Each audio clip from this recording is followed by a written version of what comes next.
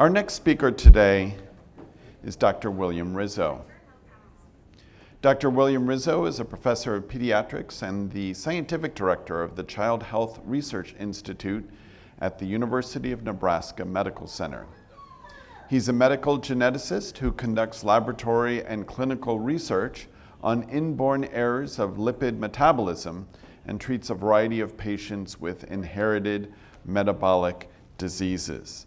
And he'll be talking to us more about a topic that we've already been introduced to, photosensitivity in the Smith-Lemli-Opitz syndrome. Dr. Rizzo.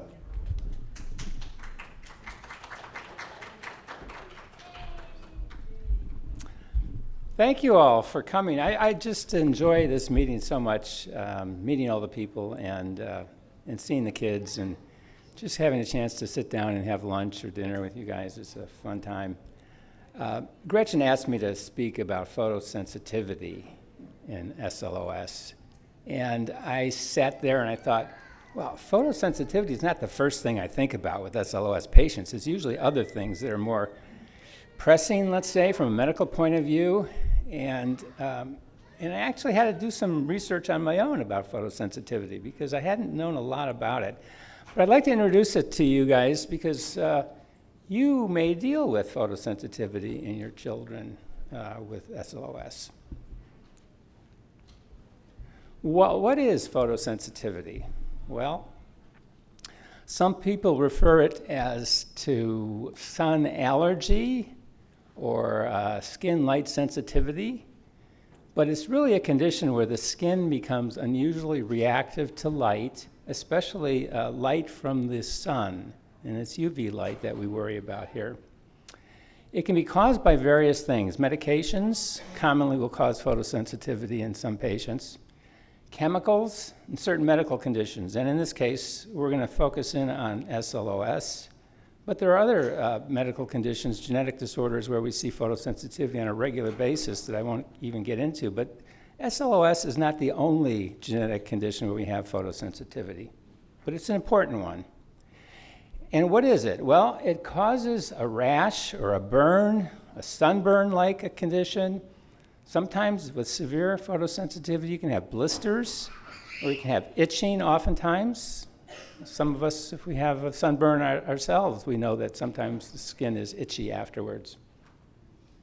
This is what it looks like, and I searched through the literature on this, and this is the only photograph I could find on a patient with SLOS with photosensitivity. And here you have a child that was exposed to the sun for a very short time, in this case only 5 minutes, and got this sunburn rash, okay? Usually, typically, this rash or the sunburn will last, like most sunburns, about 48 hours or so. By then, it's usually better, if not gone.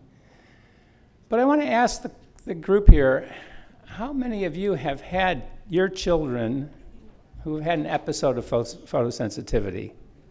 Oh my gosh, it's very high number, right?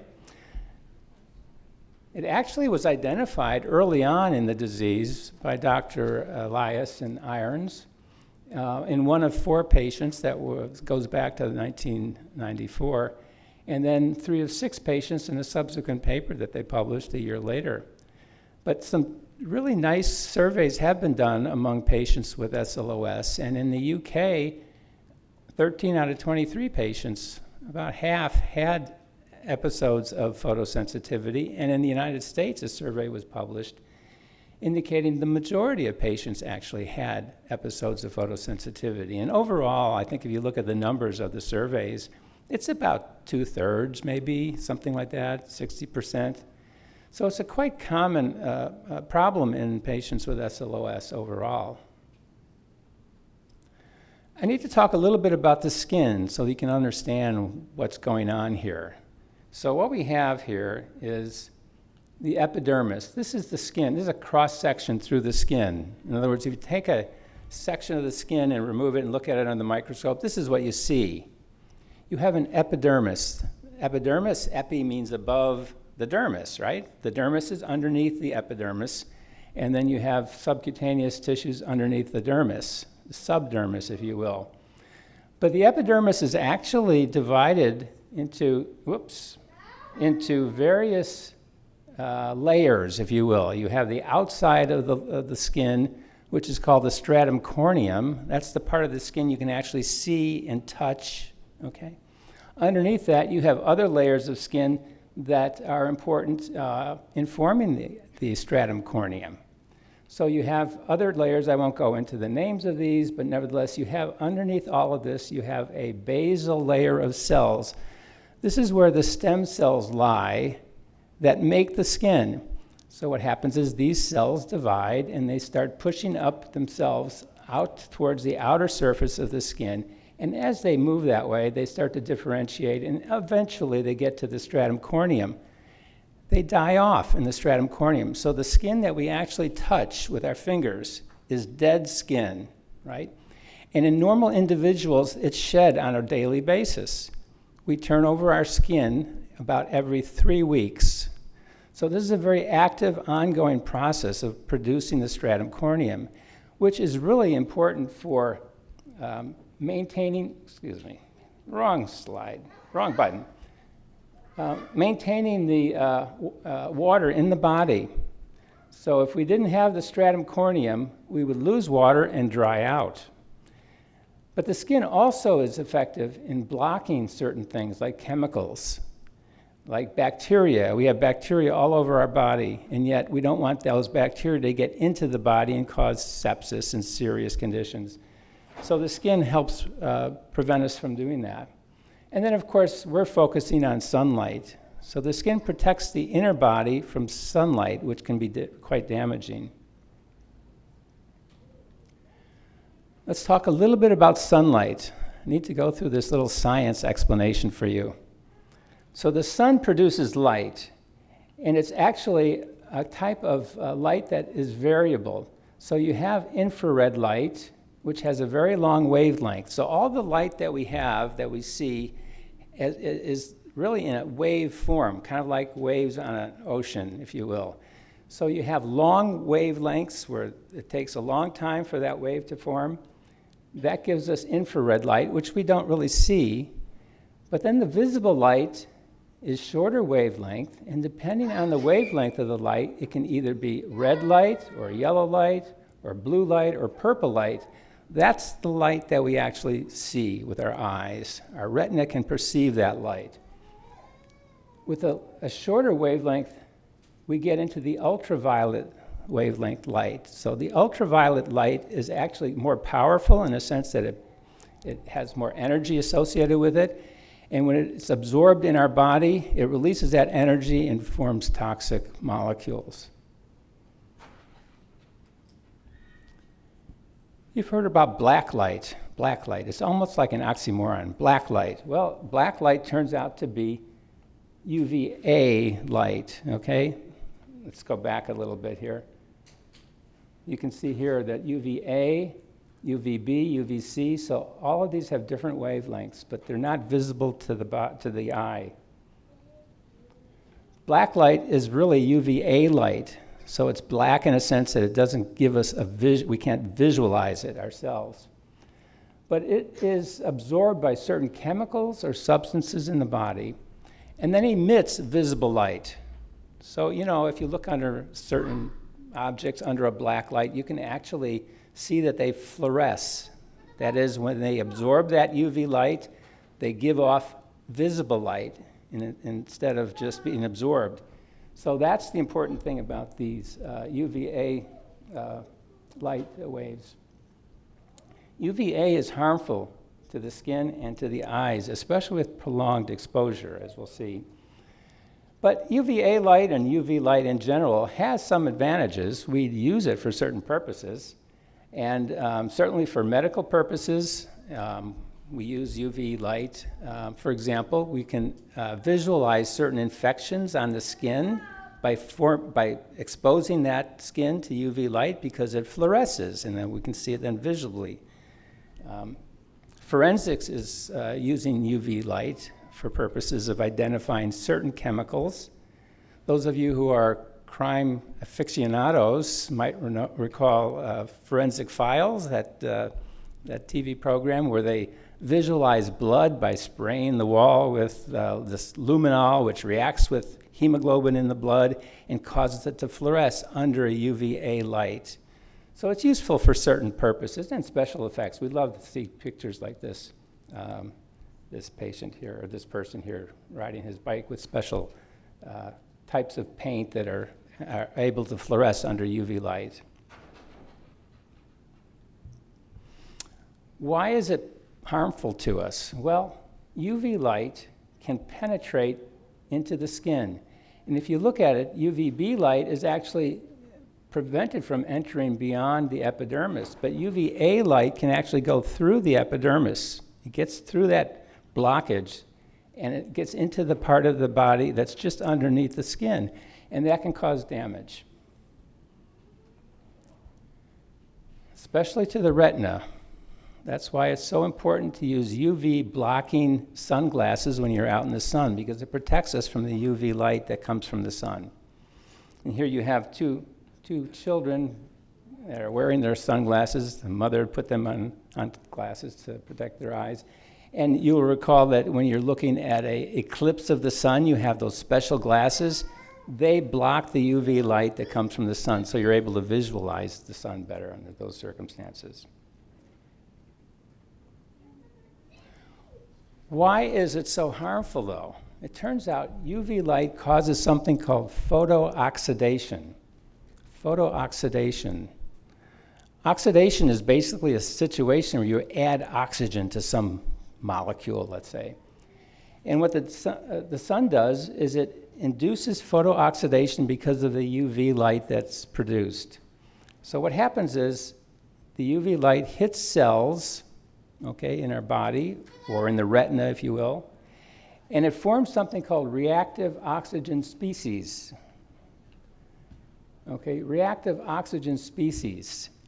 And some of these are called free radicals. Now, the term free radical doesn't sound too good, right? And these are harmful free radicals. And what happens is these free radicals have oxygen as part of them, and they react with other molecules in the body and destroy their function. In some cases, they break the molecules apart.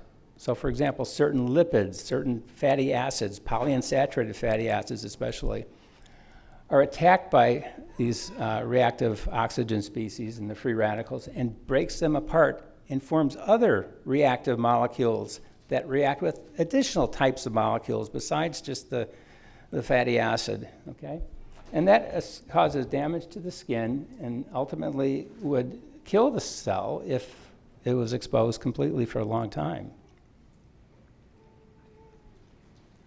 But why does photosensitivity occur in SLOS? That's the question. And if you look at the pathway to make cholesterol, you'll see that to make cholesterol, you have to undergo a series of reactions, and the last step in that reaction pathway is actually blocked or deficient in SLS patients. So they cannot carry out the conversion of the 7-dehydrocholesterol to cholesterol. That's the basic problem in SLOS. And that leads to oxidation of the 7-deoxycholesterol, dehydrocholesterol, into oxysterols, which themselves are very toxic molecules. But one thing has been found is that the 7-DHC actually is metabolized to something called 9-DDHC. 9-DDHC actually absorbs UV light and forms reactive oxygen species, those free radicals I mentioned to you before. And it breaks down lipids by forming lipid peroxidation. So these are harmful changes. And what happens is the reactive oxygen species causes activation of other metabolic pathways in the cell, something that involved in energy production, another enzyme that's involved in lipid metabolism, another one is in transfer of ions across cell membranes. That ultimately leads to inflammation in the skin and the photosensitivity that we see with SLOS. So SLOS kids are particularly sensitive to this photosensitivity because of the 9-DDHC that accumulates in their skin. So with that combination of changes that occur with photosensitivity, exposure to light like that, what do? How do we prevent it in SLOS patients? Well, one is obviously the avoidance of sun, because that's where the UV comes from. Obviously, you can wear special clothing that really protects very completely almost exposure to the sun. It's not so fun to run around with something like this, but that's sometimes needed in some patients who have photosensitivity. There are also UV protective clothing that is available, and that's more acceptable, let's say. And you have a variety of fabrics that are able to filter out the UVA light and allow someone to go outside in the sun without any concern about burning, for example. These are judged based on their UV protective fabric, and each of the fabrics has different degree of protection. So UPV 50, for example, filters out about 90% of the UV light, and this is available. You can go online and you can buy these fabrics. You generally don't see them in the stores, but you can get them online easily enough, for example, on Amazon and other online sources. You can also use sunscreens. We all use sunscreens if we go out in the sun to prevent burning, and it's no different with the SLOS kids. Sunscreens block UVA light, okay, and prevents it from getting into the skin, like I showed you before. There are two types of sunscreens. One is a mineral-based sunscreen, which has zinc oxide or titanium dioxide as the source, and this acts as a barrier to not allow the light to get through. And then there are chemical sunscreens, which are the majority of the ones that we use and buy and use ourselves. They're chemicals that actually absorb the UVA light and prevents it from entering into the body. And then finally, there are dietary approaches to help prevent the photosensitivity in SLOS. Ellen mentioned something about cholesterol and cholesterol usage. It turns out there are several studies that have been published, anecdotal studies generally, that show if you treat a patient with SLOS with dietary cholesterol, you can mitigate or decrease the severity of this photosensitivity. And there are a variety of products which Ellen went into in some detail. And then there's one published study that indicates that if you add vitamin E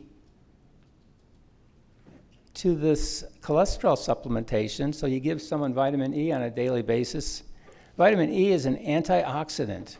In other words, it acts as kind of a sacrificial lamb by protecting the body. So the UV light comes in, hits these antioxidants, and prevents those radicals from hitting other molecules in the cell and destroying the cell.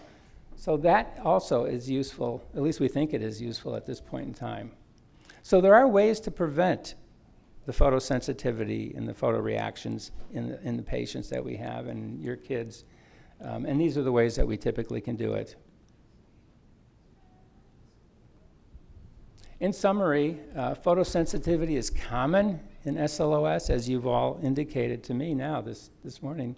It's caused by UVA light exposure. It can be prevented or mitigated by using limiting exposure to the sun, using special fabrics and clothing, sunscreens, and dietary cholesterol certainly helps as well.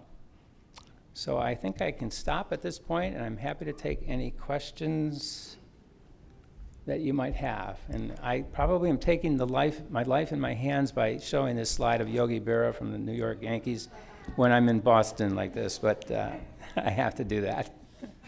Thank you all. Thank you.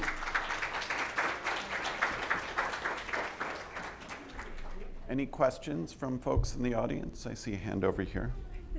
Yeah, I was just wondering if a patient already, if he hasn't already had photosensitivity, if he can develop it?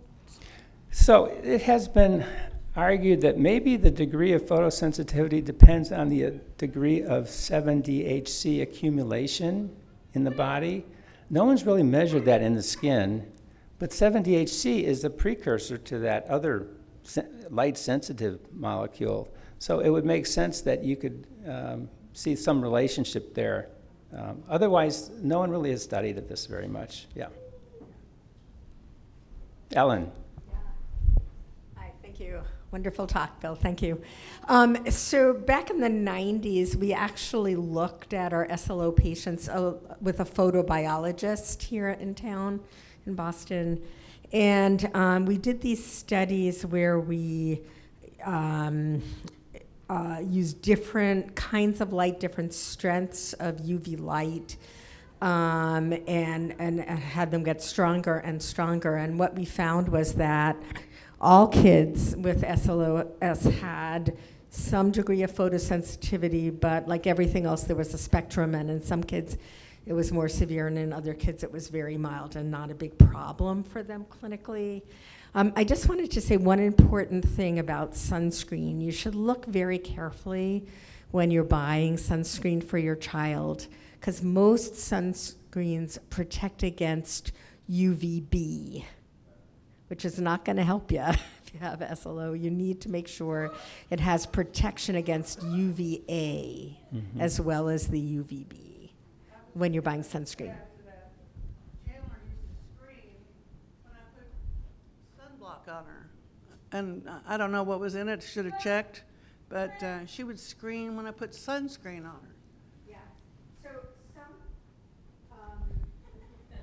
some of the old sunscreens had a chemical in them called PABA, para-aminobenzoic acid. And there's a lot of cross-reactivity between PABA and other kind of allergies. So if you're, say, allergic to sulfa antibiotics, you need to avoid PABA like the plague because it can cause a similar kind of severe allergic reaction. And for that reason, because it made so many people sensitive, most newer sunscreens don't have PABA in them, but you should look PABA-free and protective against UVA when you're buying sunscreen. PABA-free and UVA. Yeah. We have Excellent. one remote question from Nikki Marabella. She says, hello from New York. I think I heard that more than sun can cause photosensitivity and skin rashes. Is that correct? Well, you know, black light produces UVA, okay? And usually it's a low level of UVA, but if you're exposed to black light for a period of time, you can have the photosensitivity from that alone.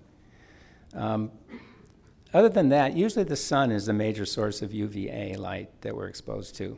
The typical incandescent bulb does not produce UVA in any significant degree, so we don't worry about that. When we're indoors, we're all exposed to light, right? And the kids are too with SLOS, but they don't usually form some kind of reaction to it. Hi, I'm Elaine Tierney, the psychiatrist. A number of our psychiatric meds will increase 7-DHC, and that will be on a handout that you'll receive, and I'll discuss that at length tomorrow. Thank you, Dr. Tierney. One more question. So we have two boys with SLOS. One burns like you know what.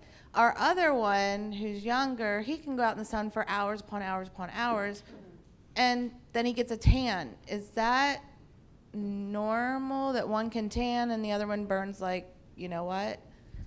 Well, you know, there's variation from one person to another. We're not all the same. And when we're exposed to the sun, what happens is the skin produces melanin, which gives us the tan color. And that by itself absorbs UV and prevents the serious sunburn. That's why, you know, when we're out in the sun, we get the tan. We want the tan to prevent us from a sunburn. But why there's variation from one child to another in the same family, I couldn't tell you that. It's probably variation in genetics as well. Yeah. Excellent. Thank you for your questions, both in the room and those of you joining us from home. One more time, Dr. Rizzo, thank you.